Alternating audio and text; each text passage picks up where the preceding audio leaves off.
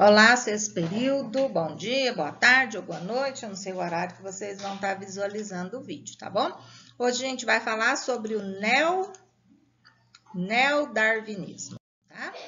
Então, a gente já falou na última aula sobre as duas principais teorias que tentam explicar, né, a evolução, que foi o lamarckismo, que foi elaborado pelo Jean-Baptiste Lamarck. Essa teoria se baseia em duas leis, a lei do uso e do desuso e a lei dos caracteres adquiridos. A gente viu que essa teoria ela não é aceita, né? Ela tem muitos furos, mas a importância dela é que foi a primeira vez que um cientista tentou explicar o processo de evolução. Aí a gente falou do darwinismo, né? O Darwin, então, na sua viagem, ele observou, né, muita coisa, coletou vários exemplares e elaborou, então, a sua teoria, que tem como maior pressuposto a seleção natural. O meio ambiente seleciona os organismos mais bem adaptados. O Darwin observou que dentro de uma mesma população, que é o conjunto de indivíduos da mesma espécie, os indivíduos já nascem com diferenças, né? Eles já nascem diferentes entre si. O Darwin observou, ele não soube explicar o porquê dessa diferença, o porquê dessa variabilidade. E essa variabilidade ela vai ser explicada pela genética. Então, o neodarwinismo, ou teoria sintética da evolução, ele junta os conceitos de Darwin com os conceitos da genética moderna. A genética é que vai nos explicar as causas da variabilidade, que são a mutação e a recombinação gênica. E essa variabilidade vai gerar a adaptação ou não dos indivíduos ao meio ambiente.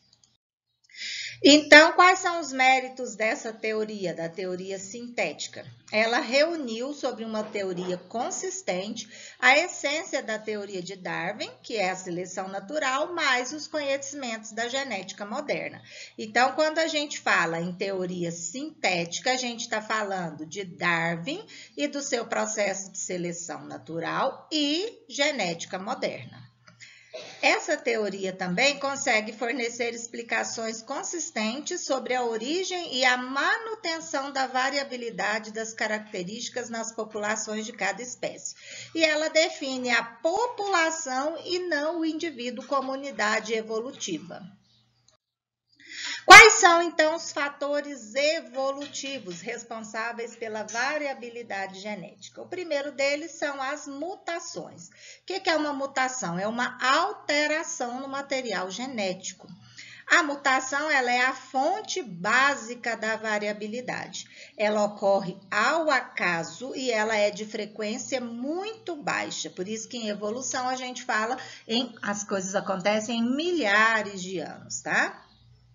Essa mutação ela pode ser gênica, ou seja, altera apenas o gene, ou ela pode ser cromossômica, quando vai ter uma alteração no número de cromossomos ou na estrutura desses cromossomos. A ação da mutação ela pode ser benéfica quando ela gera características que vão fazer com que o indivíduo se sobressaia, ou ela vai ser deletéria, quando ela provoca alterações que vão prejudicar esse indivíduo. Ou ela pode ser neutra, ela vai provocar uma alteração que não vai trazer nem benefício nem malefício para o indivíduo. Os efeitos das mutações, eles são sutis e eles causam mudanças discretas. Então, eu preciso de um efeito cumulativo para que eu possa ter, então, uma mutação que seja sobressalente na população, porque a gente só fala em evolução em milhares de anos, tá? Outro fator importante para aumentar a variabilidade genética são as recombinações gênicas. É a recombinação gênica. O que é isso? É uma reorganização dos genes quando o indivíduo vai formar os seus gametas. Isso ocorre em todos os indivíduos que têm reprodução sexuada. É o chamado crossing over.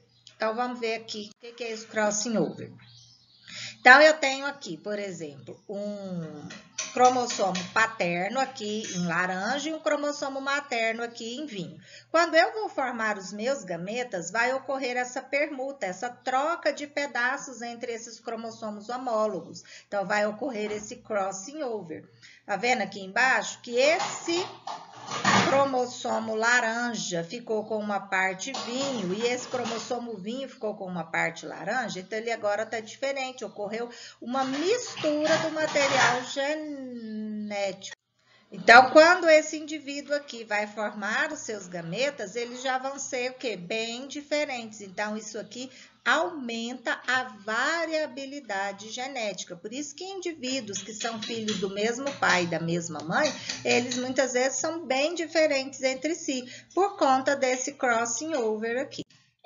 Outro fator que aumenta a variabilidade genética dentro de uma população são as migrações. Então, olha aqui nessa imagem. Eu tenho aqui, por exemplo, uma ilha, onde só tinha populações com o gene azão, tá? Aqui não tá dando para ver direitinho, mas aqui dentro dessas bolinhas amarelinhas é só o gene azão. Então, a frequência do gene azão é 1 e a frequência do gene azinho é 0, porque não tinha aqui nessa população. Mas tá vendo que estão chegando migrantes aqui? Essas bolinhas vermelhas são os genes azinhos. Então, esses indivíduos vão entrar nessa população, vão se misturar e eles vão se cruzar e vão produzir descendentes. Então, olha aqui, com o passar de algumas gerações. Vocês estão observando aqui que eu tenho duas bolinhas vermelhas e eu tenho algumas bolinhas aqui que estão meio rosadinha, porque agora eu tenho gene azão e azinho. Então, olha aqui, a frequência do gene azão, que era 1, agora ela é 0,8, então ela diminuiu. E a frequência do gene azinho, que não existia nessa primeira figura aqui, ela agora é de 0,2. Então, eu introduzi um gene novo nessa população. Então, isso aqui aumenta a variabilidade genética. E aí, o que vai acontecer? A seleção natural, então, vai atuar. Ela é representada pelos agentes do ambiente, agentes físicos, químicos e biológicos, que vão atuar na variabilidade gênica surgida através de processos aleatórios, ou por mutação, ou por recombinação, ou pela deriva gênica, que são as migrações. É o resultado simples da variação, a reprodução diferencial e a hereditariedade. Não tem objetivos, não está se esforçando para produzir progresso em um ecossistema balanceado. Então, a seleção ocorre ao acaso. O meio ambiente vai selecionar os indivíduos que vão estar mais bem adaptados naquele dado momento ali.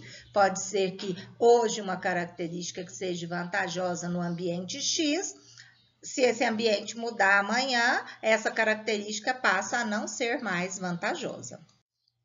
Sob a ótica da genética, consiste em selecionar genótipos que confiram aos seus portadores melhor adaptação ao ambiente em que vivem, fazendo com que estes deixem maior número de descendentes ao longo das gerações. Tende a eliminar os genótipos desvantajosos presentes no conjunto gênico. Tende a diminuir a variabilidade genética, pois apenas alguns genótipos seriam selecionados. Então, baseado nisso, eu quero explicar um pouquinho para vocês sobre a questão da resistência bacteriana a antibióticos. Então, vamos supor que eu tenho aqui uma população bacteriana normal. Tá vendo aqui que eu já tenho alguns indivíduos que são diferentes? Eu tenho aqui nessa população 3 bactérias que são vermelhinhas. Tá? Então, vamos supor que essa população de bactérias aqui esteja provocando uma infecção na sua garganta. O médico vai te receitar um antibiótico, geralmente, dependendo do grau da infecção, 7 a 10 dias de uso, né?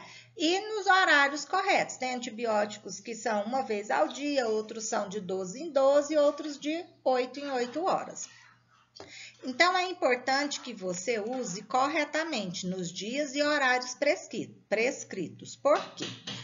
Você usa o antibiótico e ele vai, então, matar as bactérias que são sensíveis a eles. Então, estão vendo aqui que nesse segundo quadrinho, todas as bactérias pretas morreram? Morreram.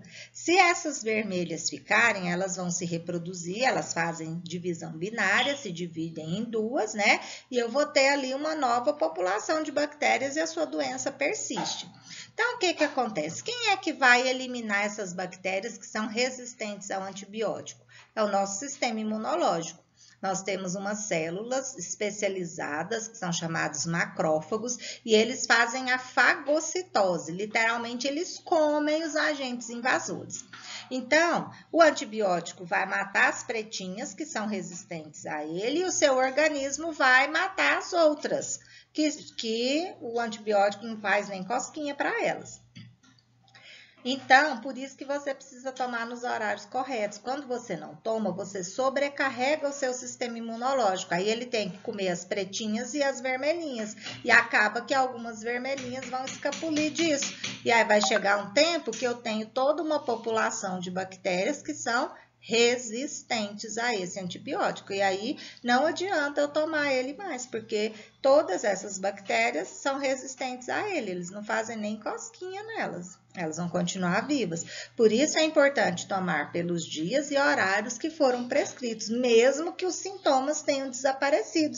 Se restar uma única bactéria lá que seja resistente, ela vai se reproduzir e logo eu tenho toda uma população de bactérias resistentes. Então, o antibiótico, ele atua selecionando, tá? As bactérias que são resistentes. Ele não faz com que a bactéria seja resistente, ela já é naturalmente resistente por conta das mutações, das recombinações gênicas, tá? O mesmo se aplica ao uso de inseticidas e insetos. Então, dentro de uma população de insetos, eu já tenho alguns que são naturalmente resistentes àquele inseticida. Observe aqui, ó, nessa primeira figura aqui, esses que são branquinhos, eles são resistentes. Aí, o agricultor vai lá, né, nessa planta, que tem essas ervas daninhas, e aplica o herbicida. Ele elimina a grande maioria, que são esses pretinhos, e aí ele faz a colheita. No ano seguinte, tá vendo que a população de insetos resistentes, ela já aumentou, porque esses insetos 2 aqui não morreram, e eles se reproduzem e transmitem essa característica aos seus descendentes.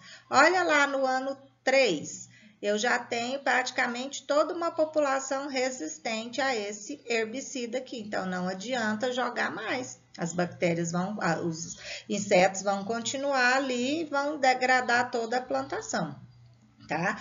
Então, é preciso, né, ter muito cuidado com o manejo desses inseticidas, porque tanto o inseticida quanto o antibiótico, ele atua selecionando os organismos resistentes. Ele mata os que são susceptíveis e deixa os outros vivos. Esses outros se reproduzem e transmitem essa característica aos seus descendentes, tá?